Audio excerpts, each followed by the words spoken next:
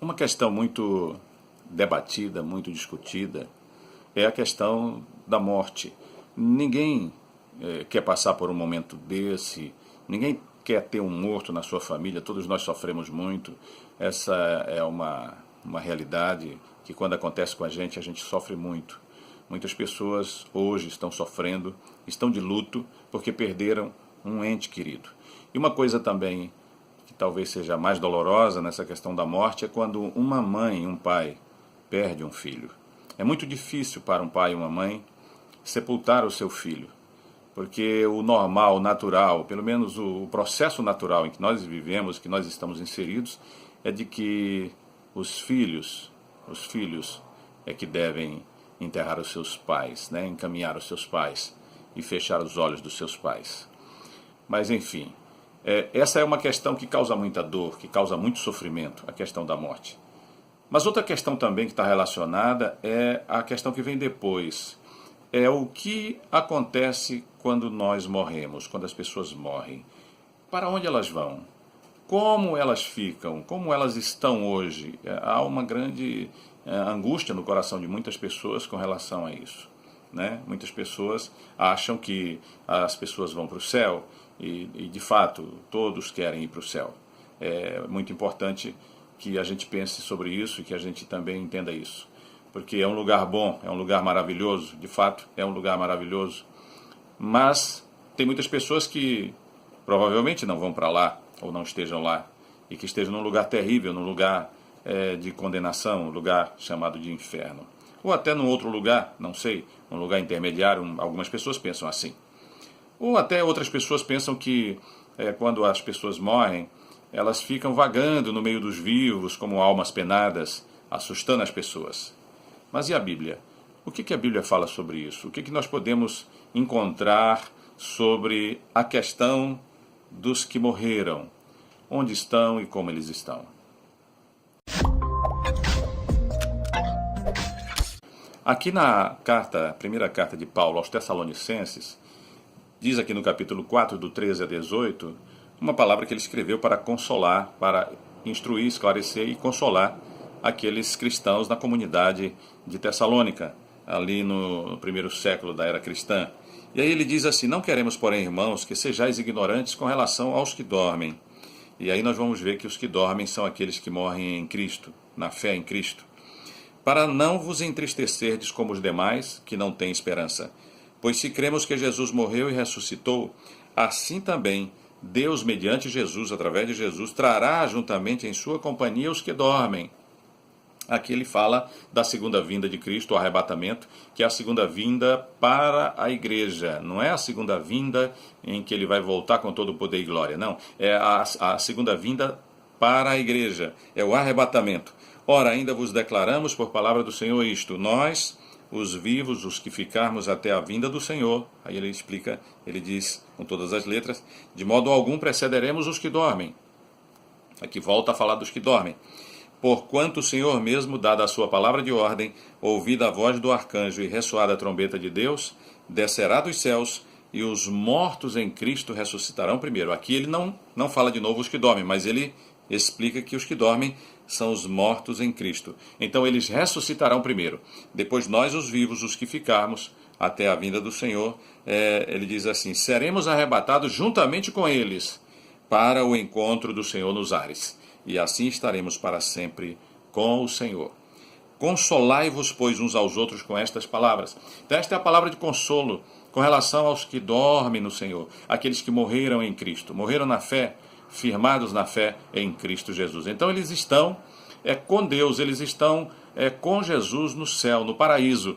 Tem um texto em que Jesus está na cruz e ladeado de dois criminosos, né, dois salteadores, e um deles critica Jesus, diz: olha, desce da cruz e creremos em ti. Mas o outro diz assim: você nem teme a Deus, você nem respeita esse homem que está aí, porque nós estamos aqui porque nós praticamos tudo errado, nós fizemos o mal, nós merecemos estar aqui crucificados, mas esse homem não, esse homem é um justo, esse homem nunca fez nada de errado, né? E aí ele se vira para Jesus e diz: Senhor, lembra-te de mim quando entrares no teu reino. E Jesus lhe responde dizendo: hoje mesmo estarás comigo no paraíso. Então, o lugar onde as pessoas que dormem no Senhor vão, o lugar para onde elas vão, é um lugar extraordinário chamado de paraíso por Jesus. É o paraíso. Quando é que nós chamamos algum lugar de paraíso? É quando esse lugar é deslumbrante, é quando esse lugar é agradável, é gostoso, é bom de ficar. É um lugar que a gente diz assim, eu não quero sair daqui nunca mais. Esse aqui é o lugar maravilhoso. Jesus disse, hoje mesmo, estarás comigo no paraíso. Só que o trabalho de Deus não terminou nessa questão desta pessoa que dormiu no Senhor. Ele foi para o paraíso. Ele tem que aguardar. Então ele vai ficar aguardando a volta do Senhor para arrebatar a sua igreja. E aí Jesus vai trazer em sua companhia aqueles que dormem no Senhor, aqueles que estão no paraíso, para que eles venham receber a ressurreição do seu corpo. Então o corpo fica na terra, mas o seu espírito, espírito e alma, vão para Deus, para o paraíso, e ali vão ficar em felicidade, aguardando quando o Senhor vai retornar para arrebatar a sua igreja.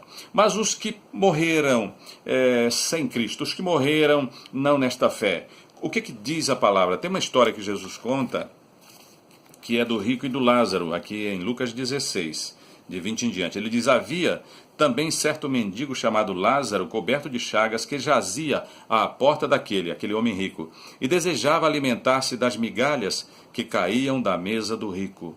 E até os cães vinham lamber-lhes as úlceras. Aconteceu morrer o mendigo e ser levado pelos anjos para o seio de Abraão.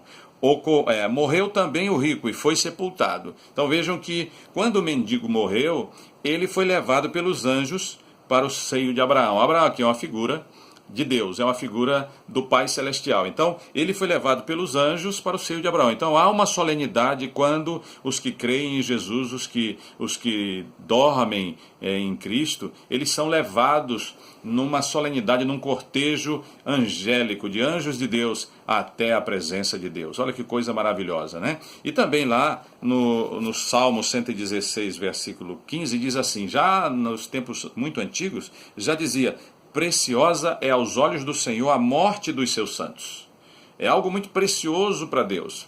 Deus está atento a este momento em que nós vamos passar desta vida para a próxima vida, desta era para a próxima era, deste tempo, desta dimensão para a próxima dimensão, porque todo ser humano ele é eterno e ele tem dois destinos, é o que diz a Bíblia. Então vejam que aquele homem que estava à porta do rico, que mendigava, ele era um homem de fé, ele era um homem de Deus. Ele vivia de uma maneira precária, economicamente, mas ele tinha fé no Senhor, porque Jesus contou essa história. Não é uma parábola, é uma história. Mas aí o texto continua dizendo assim, morreu também o rico e foi sepultado. Aí não fala de nenhuma solenidade, vejam só. No verso 23 diz assim, no inferno, olhe bem, no inferno, estando em tormentos, levantou os olhos e viu ao longe a Abraão e a Lázaro no seu seio. Então, clamando, disse, Pai Abraão, tem misericórdia de mim. Manda a Lázaro que molhe em água a ponta do dedo e me refresque a língua, porque estou atormentado nesta chama. Aqui a gente vê a situação daquele homem rico, aquele homem soberbo, aquele homem arrogante, um homem extremamente egoísta, que ele não dava nem um prato de comida, nem um almoço para aquele mendigo. Quantas pessoas eu conheço que tem mendigos na rua que vêm comer na sua porta e eles não se preocupam, não tem problema. Chamam, dão um prato de comida, aquela pessoa se alimenta, aquela pessoa às vezes é uma pessoa que não sabe nem onde é que mora, não sabe pai, nem a história, é uma pessoa atormentada por espíritos, né, muitas vezes, ou então é uma pessoa doente e recebe um prato de comida de alguém que às vezes tem tão pouco, mas reparte com aquela pessoa um prato de comida. Mas esse homem rico, ele não repartia, ele era extremamente egoísta. E ele foi para o inferno, ele morreu e foi para o inferno, foi o que disse Jesus. E lá no inferno ele levantou seus olhos e viu Abraão. Abraão aqui é uma figura conhecida dos israelitas, Jesus está falando com os israelitas e então é uma figura de Deus. Todo mundo sabia quem era e que estava com Deus. Então, nesse ponto é uma ilustração, ele olhou e viu Lázaro no seio de Abraão. Isto é, no seio o que é? Ele estava num lugar de conforto. Ele estava muito bem, obrigado. Ele estava acomodado, ele estava em paz, ele estava feliz. Na verdade, hoje nós sabemos, pelos ensinamentos das Escrituras, que ele estava num lugar chamado de paraíso por Jesus.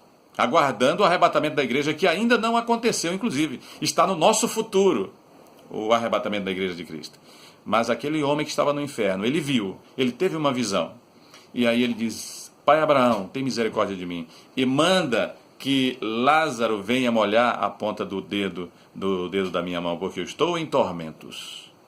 Então aí ele fala a respeito daquele lugar terrível que é o inferno, onde ele se encontra.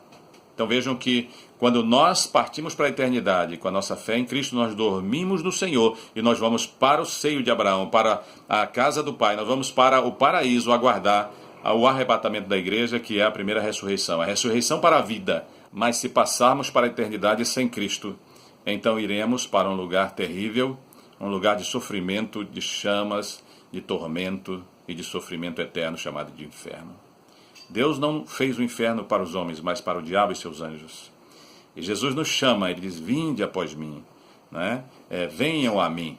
Ele diz assim: tomai sobre vós o meu jugo e aprendei de mim, porque sou manso e humilde de coração, e encontrareis descanso para as vossas almas. Então o Senhor nos chama para o Pai, para a casa do Pai. Então vale a pena nós ouvirmos o chamado do Senhor, vale a pena nós tomarmos o cálice do Senhor, vale a pena nós passarmos qualquer situação e circunstância difícil para andarmos com Cristo. Porque o destino, a passagem, a situação na eternidade será de felicidade, de bênçãos, de recompensa, pela fé que nós firmamos em Cristo. Apenas isso, não por mérito nosso. Nós não temos mérito para a salvação. O mérito é de Cristo. Então nós cremos neste sacrifício que Ele realizou e assim Ele nos dá o perdão dos pecados e a salvação eterna para vivermos com Ele por toda a eternidade.